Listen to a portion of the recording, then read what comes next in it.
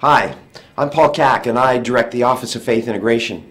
If you're watching this video, it's probably because this is your year to create a FIRP, a Faith Integration Response Paper, as a part of your bid for contract renewal, extended contract, and it also has a relationship to our promotion process as well. I'm going to take the next 45 minutes or so to kind of walk you through the details of this particular process, helping you see what is expected, the basic requirements, but not only that, how to succeed in it and how to make the most of it. Sure, this is an expectation as a part of the faculty evaluation system, but this is also a chance to sort of identify what you've been learning and doing, to celebrate that, to be able to articulate it, as a chance to sort of lay that foundation, that benchmark in terms of where you are in the faith integration process and in your professional practice, and then to say, how can I continue to go forward in that? So we want to do those two things during our time together today. This is an expectation. Again, it's a part of professional evaluation. Like any organization, our institution is interested in affirming and confirming that you're engaged in the things that we're called to as faculty members here at APU. And I think when you look at this as both an expectation to demonstrate what you're doing and a learning opportunity, it'll come together and it'll do the things that it's intended to do that will be valuable at every level. So it is related to contract, and at APU we're asking our faculty to write a faith integration response paper as a part of that expectation. Once a faculty member scores a 3, and I'll give a little bit more on the scoring process here in a few minutes, then you're done. That process no longer is going to be an expectation of you. The foundations that are laid obviously continue in your work, in your practice, but the actual requirement to write another paper is done. When it comes to promotion, which I won't talk about in this video, there is an expectation that you do well on the faith integration response paper, but there's also an additional promotional submission that's involved. We won't go into that in this particular video. One of the things I want to say right up front is that what's most important here is the faculty handbook. In section 7.3, that's where you'll find the description of what's expected related to the faith integration response paper. So whatever I say, you want to go back to the current faculty handbook, which you can get on the provost's website, and make sure you read what's there, because what's there is going to be sort of the direct expectation that has been approved by all those involved in the process of faculty governance. So let's talk through the elements of the faith integration response paper, and you're going to see right here what is in the handbook so you know directly what's involved. There's two parts. There's a conceptual part and there's a practical part. In the conceptual part, there's 3 sections. The first section asks you to identify how you understand faith integration related to our definition of it here at APU, and to reflect on that and to work that out in ways that show how it works out in your discipline, in your profession. Just talking about faith integration and celebrating it as a good thing is a part of what's here, but it's not the end of what's here. It needs to show how it uniquely works out for you. If you're an economist or a social worker or a scientist or a professor in the nursing school, it's going to describe itself differently in terms of how it works out for you and your work. The second section in the conceptual part has to do with how you see your faith informing your discipline. So you're looking at the discipline through the lens of faith, and you're saying, what do I see differently? How do I understand what I'm teaching, what I'm doing scholarship around in light of the particulars of my Christian faith? Section 3 is the reverse of that. How do you understand your faith in light of your discipline? And we'll talk more about this. It's important that I say right up front, these are 2 different questions. They're getting at 2 different kinds of things and 2 very valuable things, but you'll want to keep those straight as you go forward. The second part is the practical part. This is where you tell what you're doing in your faculty role. You have a chance to explain that in your classes, in certain classes, there may be more things happening than in other classes, or in your scholarship. Certain aspects of our contributions to our department may be relevant here. And so this is a chance to give a narrative, to talk through what it looks like in how you go about your job at APU. we're going to unpack each of these a bit more, but I wanted to give you the overview there. I need to say this too. This is important that you notice something that didn't show up for just a few weeks in a handbook a few years ago. You'll see in this slide the word not. These are lists, it's in the handbook, of the kinds of things that you might decide to address in the practical section. They're prompts. These are examples of the kinds of things. In the handbook a few years ago, it didn't give the word not, and so there was a few folks, I think we caught most of it, who thought they had to address all of those, but actually the problem is when you address all of those, none of them get addressed well. And so the point is to use these as sort of jumping off points to tell your story. Again, we'll talk more about what that might look like in a few minutes. One of the suggestions I like to give when people are getting started on the FIRP is to just create a document that lists all of those items that I just went through on the page, on your Word document. Part 1, Section 1, give the question. Part 1, Section 2, give the question, and go all the way through. In the end, when you're looking for words, because we do have a word count, a word limit at 3,500 words, not pages, as I've sometimes mistakenly said, 3,500 words. That's about 10 pages. You may be looking for words to delete. You can delete everything in that document except the words Section 1, Section 2, Section 3, Section 4. The reviewers will know what you're talking about. They know what those sections are about, and so getting rid of all that other stuff that may be useful as you write, because those will remind you where to put different things as you're sort of compiling, don't in the end need to be included in what you submit. So get started that way, but in the end you may want to edit it down some. Let's talk about some important dates. If you're interested in promotion, we should talk soon. If you'd like to do that, let's set up an appointment to chat together. You're in a workshop right now by watching this video that will help you get oriented to what's involved in the FIRP. The next big sort of deadline that I want you to be aware of is April 15th, Tax Day. Yes, Tax Day. That's also Preview Day, where we invite people to submit papers that they would like to get feedback on. Before a final paper. It's possible that you'll get the score you need and you'll be done. And June 1st you'll get notification of that, or you'll get notification of the score you've got and some input on how you might make some improvements. So that's something that the reviewers offer. I think it's very helpful. People find that helpful. Encourage you to do that. If you don't finish your paper, in other words, if it's a draft, a paper that is half done, or all your citations haven't been checked and you're still kind of working through the fine-tuning of things, you can also submit that paper at that time. We won't score it, but we'd be happy to give you some feedback. During the months of July and August, the reviewers are doing their work. During the month of September, I'm doing my work in my office, and we're making sure everything's in order. October 1st is the date that you'll get feedback on how things went with your faith integration paper score and a response from the reviewers in particular. Okay, so look for that along the way. So you should have this from a letter that you probably have already received from me. We can get it to you again, but this is where you'll submit your paper. What will come up when you click on this link is pages that look like this that ask you what you're aiming for. It'll be a chance to submit things. We ask you to say, yes, this is my work. This is the work that I've done. There's the academic integrity involved like we would expect anywhere. If you're submitting a promotion paper, you can submit that here as well. This just makes it a lot cleaner than trying to send it through email. At that point, it's blinded in my office before it's sent off to the reviewers.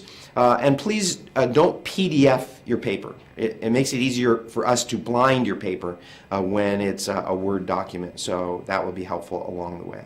Okay? So having said that, kind of going through the particulars, just fire hose, that's what's expected. Let's look at what's involved in doing it well and talk through some things that I hope will be helpful to you. Have I mentioned the faculty handbook? I want to make sure that you know that's important. Another supplemental resource that could be helpful to you, I think it would be, is the Faith Integration Faculty Guidebook, and that's found on the Faith Integration website. You can download that as a PDF. There's a number of things in there that I think you find helpful and useful in your work. things that I'll highlight here in a few minutes. But let me go back now. I'm going to go back now to sort of a picture of our developmental process. We recognize that coming into the university, some people have some experience in this, but many people don't. And so we want to put the expectation for that first paper in a reasonable place. And so the expectation for those who are writing the faith integration paper for the first time is the score of a 2. We call it developing. And that's a absolutely fine thing. If you're just getting moving in this and just getting a feel for it, then that's the expectation. And there's no shame in that to get a score in the 2 range. Afterward, it's going to be expected that you score a 3. And that's all we ever expect, sort of being basically proficient. Certainly, we love it when people demonstrate themselves as advanced and experts in faith integration. These people become helpful in mentoring others, in providing resources, developing workshops, and that kind of thing. So go for it, but understand that the expectation is proficiency. And we do work with quarter increments, so a score might be a 1.75 or a 2.25 or a 3.5. Those all kind of indicate that one is moving in a particular direction. The rubric is in the Faith Integration Faculty Guidebook. You can see it there, and I'm going to encourage you in different ways to work with the rubric along the way. This is what the reviewers use to look at your paper and to give response to, but this is something that you'll certainly want to use. You are presenting your work to reviewers, and so let me say a little bit about that so that you understand how they work in their role. These are people who have demonstrated a knowledge and understanding of faith integration in their discipline and more broadly. We work with them to detect what you are doing in faith integration, to recognize it when they see it. And they want to recognize it. These are our peers. These are people who want to celebrate the work of their colleagues. Their goal is not to be punitive or to catch people doing something wrong, but to catch people doing what they need to do. Their job is to look at the rubric and to do that job, and we do have an expectation that they do that. The reviewers are reviewed in terms of the work that they do, and so we want you to understand that they are serving us in this way and are really looking for you to represent your work in a meaningful way. They are working, as we are asking you to work, with the definition that has come down over the years from the Faith Integration Council of Faith Integration. We say that faith integration is the informed reflection on and the discovery of the relations between Christian faith and the academic disciplines, professional programs, the arts, and lived practice, resulting in the articulation of Christian perspectives on truth and life in order to advance the work of God in the world. And so that is sort of the big idea that we want faculty to work in. There's lots and lots and lots of room across the disciplines to see that lived out. There's just a handful of particulars that calls us to, and this is what the reviewers are looking for. This is what we want you to interact with. In the guidebook, there are some pages that will be helpful to you. There are some pages that sort of do an unpacking of the definition, and encourage you to look at that so you're clear on what the understanding of that is. There's also some pages that describe some really important things, such as praying for our students, valuable things that are a part of our Christian commitment, but that aren't the kind of thing we're looking for in this paper. They aren't academic faith integration. So we want to celebrate those things, but that's not going to be the emphasis in what the FIRP asks you to give an account of. So when we talk about integration, we want to recognize that some things are coming together here. That what we're seeing is that you, the particular person that you are, the classes that you teach, perhaps your own Christian faith tradition, these things sort of give the scope of faith that you're working with, and then your disciplines, your courses, your scholarship, the scope of your work as an academic. And so you're not going to say everything about everything, but you're going to put it in that frame that links to the kinds of work that you're expected to do as a faculty member. And it's going to look differently because of those kinds of distinctives.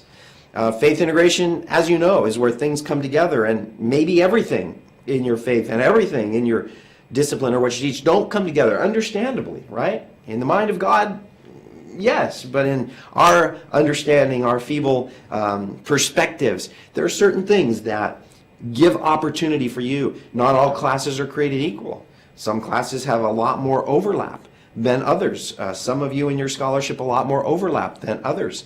And we understand that, but we also understand that there's something happening here, some dynamic occurring where your discipline and your faith are informing each other. They're each understood and perhaps practiced differently because of the knowledge that you have in these different areas.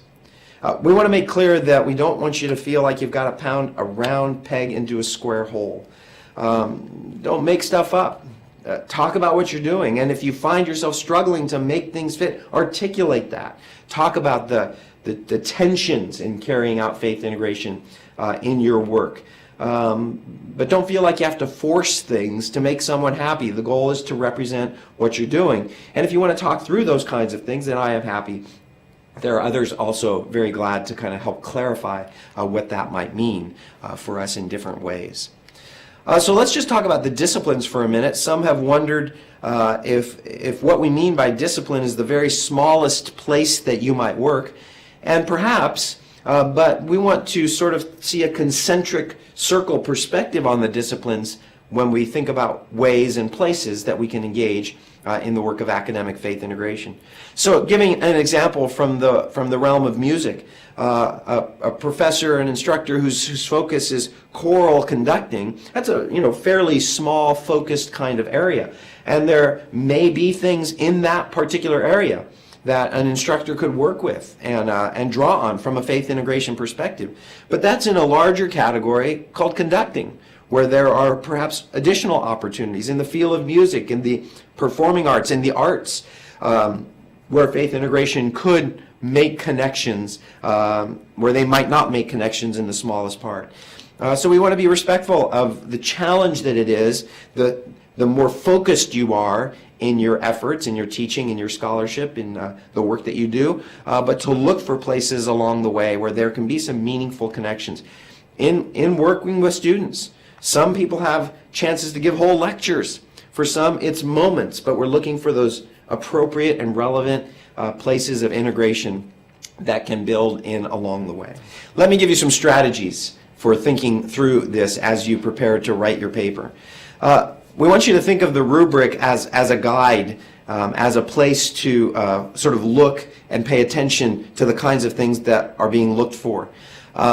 Keep in mind that the faith integration response paper is not a personal reflection in the sense of your personal testimony. Some faculty have found it valuable in writing the faith integration paper to write out their testimony and how that led them to the point where they are as a Christian educator. But most of that may not actually end up in the paper itself. So we want to know who you are, but this is not a story of how you came to know and grow in Christ. This is a story about what you're involved with, your understanding in your work at the university. So let me go through each of the sections again, giving you a visual picture of it and talking about some ways to go about this, okay? So when it comes to the first section, which when I'm working with brand new faculty at APU, we call the first task of faith integration. And that is understanding what it is and understanding how it looks in particular ways in the context of your discipline. This is an academic activity. APU has some distinctive ways of thinking about it. Faith integration is talked about by a lot of different people in a lot of different kinds of ways. How is it working out for you in light of the APU understanding? What are some things that you can say about it in the context of your work? One of the things that will be helpful here is for you to not feel obligated to restate the definition and to work it out piece by piece. The guidebook does that, as I've mentioned. The guidebook has a breakdown of the definition. The reviewers are familiar with the definition. And they'll know when you're working with that idea, even if you don't quote it line by line. But it's recognizing that it's there. And by the way, if you disagree with the definition or aspects of it, then don't just say, I disagree, but thoughtfully explain that. There's nothing that says you can't disagree in thoughtful and meaningful ways and take it on. There's still an expectation that you are working it out, but if you want to comment on it in some critique, you're free to do that, and I encourage you to do so thoughtfully. It'll also be good, as it says at the top of this slide, for you to do a brief introduction of yourself. It'll help the reviewers to know the kinds of things you're involved with at APU, the kinds of teaching that you do, the discipline, the department. Just a brief framing of who you are, not by name, but as a way that they can know before they get to page 3 the kind of context in which you're working. So what can you do there? Well, you can look at the aims, the goals, the expectations, standards of your discipline, and look at and talk about ways that these conceptually give you opportunity to engage in faith integration. You might say something about the inadequacies of your discipline and why Christian faith has something to say to those areas of tension or of struggle. You might also talk about different methods that are applied for faith integration in your particular area of work. The methods in faith integration for people in the arts and for people in professional programs, for traditional liberal arts kinds of disciplines, they're going to be different. And so this is a chance in this section 1 to say something about that. Let me say a word to faculty who prepare professional faculty. So if you're in teacher education, for example, if you're in nursing, or if you're preparing psychologists or social workers or even business people, one of the things that we found important to say is that it's not, the faith integration response paper is not the place to talk about your work in the profession.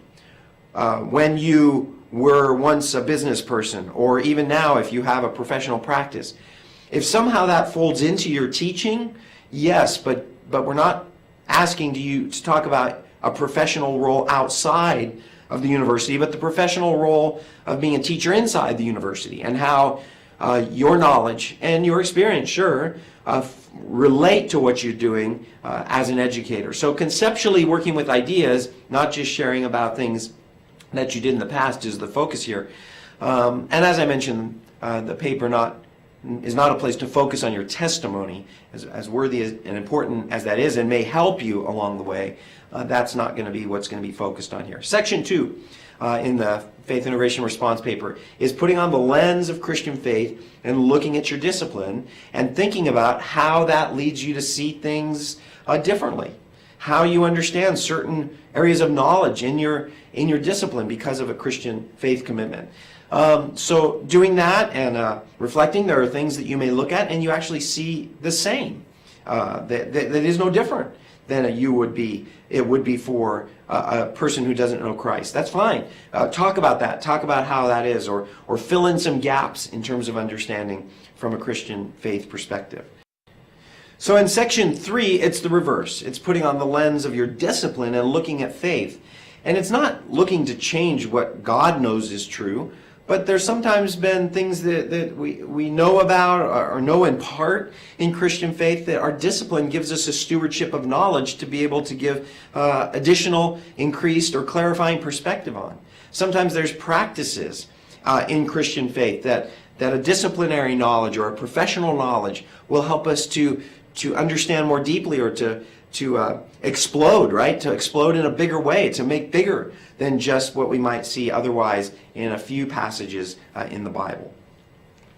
So what can you do there? You can look at the way this question invites you to consider some of these things and be challenged from the Christian perspective. The thing I think is most important here is that you understand that question 3 is not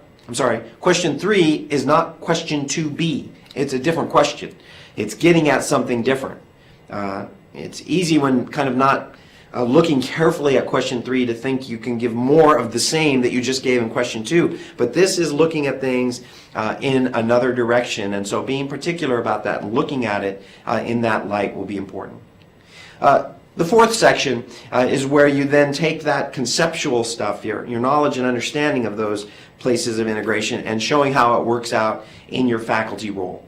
How do those things adapt themselves in the classroom context? What do you do? Tell a story about a presentation you give, about an assignment that you share with your students. So what are you trying to achieve in that assignment? What happens in the students' understanding? What resources are you using to help inform their thinking along the way?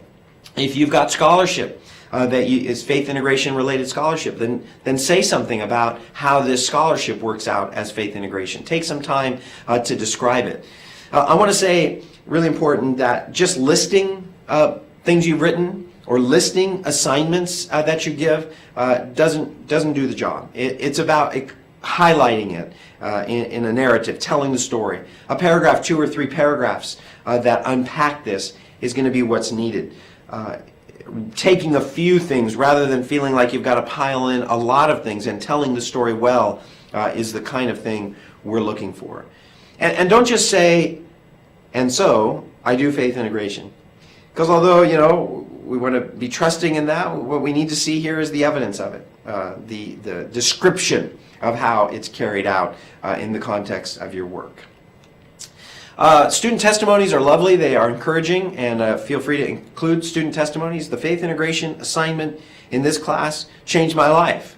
I mean, that's a good thing to celebrate. But then tell about that faith integration assignment that was life-changing for the student. What did you do? Again, what did they read? What questions did you ask? How was it designed in order to get them to this particular place?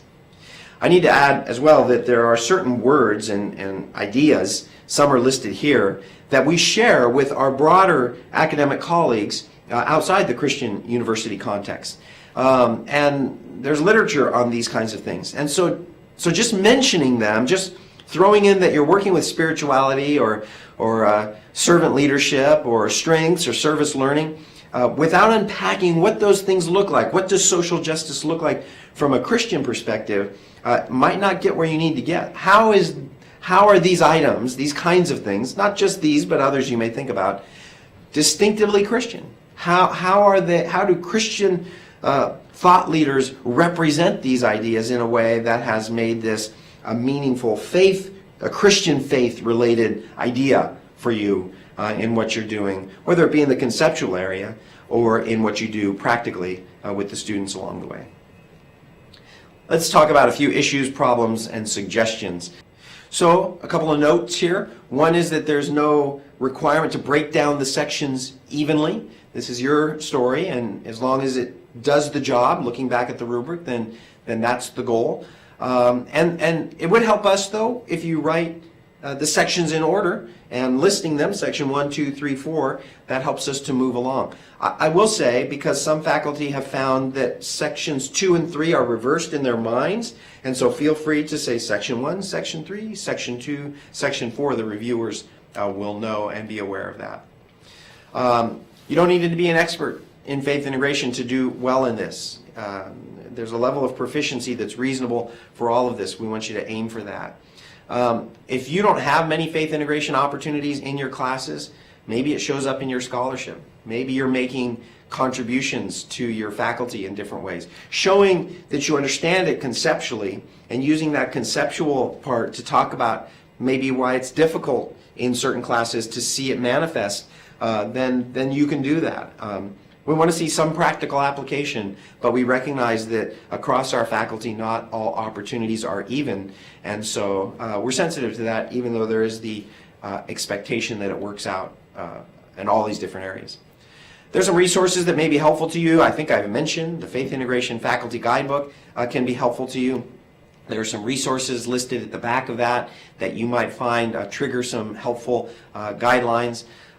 We've got a couple articles on the Faith Integration website, including William Hasker's article that I think many have found is a trigger to help them begin to think about this in some helpful ways. It's not required that you quote it.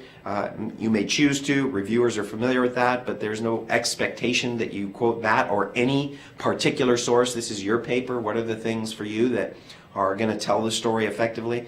There's a book there on the slide by Richard Hughes, The Vocation of the Christian Scholar. That's been a helpful primer to folks as well to kind of get their wheels turning in terms of faith integration and the process there.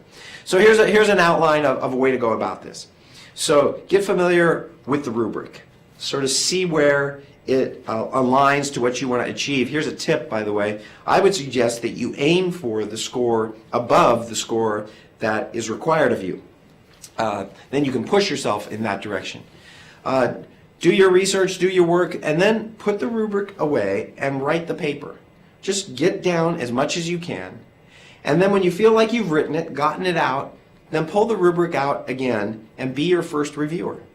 Section by section by section by section, write yourself some notes on how you think you've achieved what the rubric is calling you to achieve. Then do an update, an improvement on your paper, and then review it again. You might do this a time or two or three before you finally submit on April 15th, but that I think can be a big help in moving forward in the process.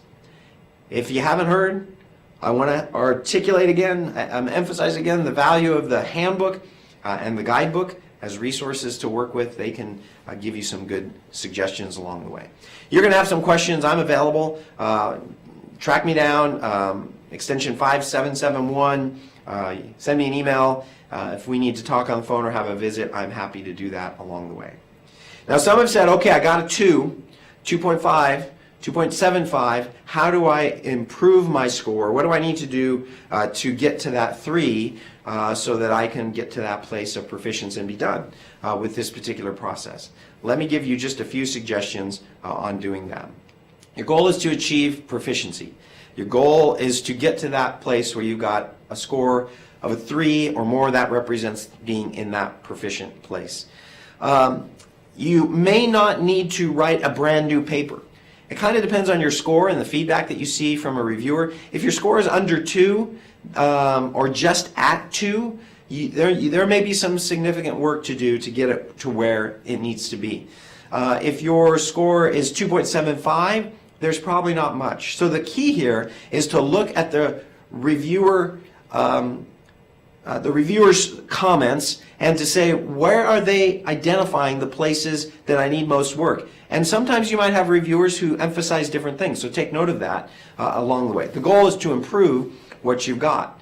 And so if you want to gather up everything that you've done in the last 3 years, looking at that and kind of identifying the most valuable things, again, looking at reviewer comments and how they might give you guidelines, and identifying those places where you want to make changes, the places that you want to give new resources that have been meaningful to you, ways assignments perhaps have been improved along the way, then that's a part of what you can do. And then determine what you need to do in terms of the level of adjustment.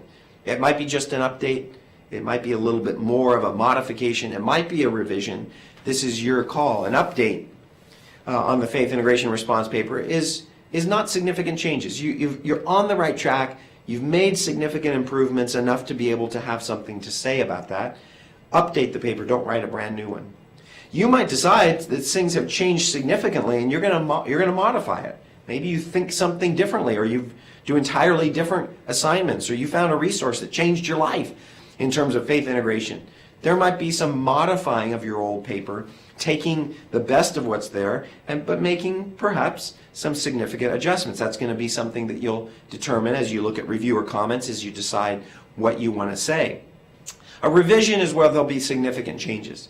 The thing might be a completely different paper. We found people who do revisions because they didn't understand things sufficiently or weren't engaged in this sufficiently, so they know that they've needed for 3 years to make improvements. They've done that, becomes a revision. Some have done revisions just because they wanted to completely change this thing. And so they've taken that opportunity to write a new paper for their own growth and learning. So I think that's it.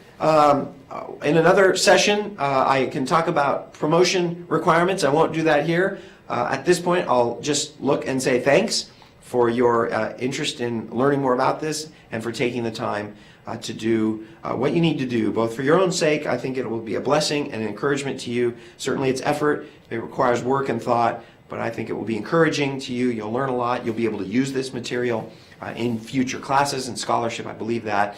As well as what the university is asking for us overall. Thanks, and God bless.